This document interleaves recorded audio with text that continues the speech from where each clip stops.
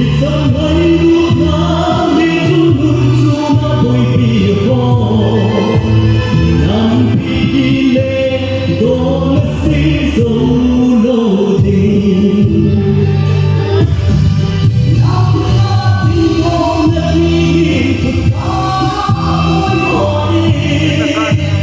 Kusing hello din so asan so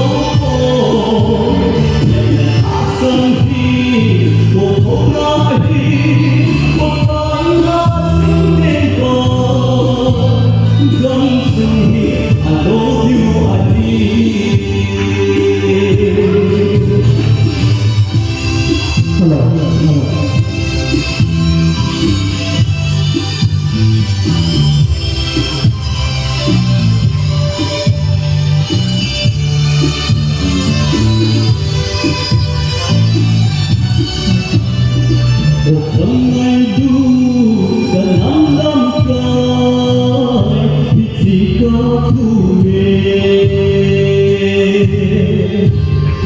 Sa swabang na tutahang sandinig,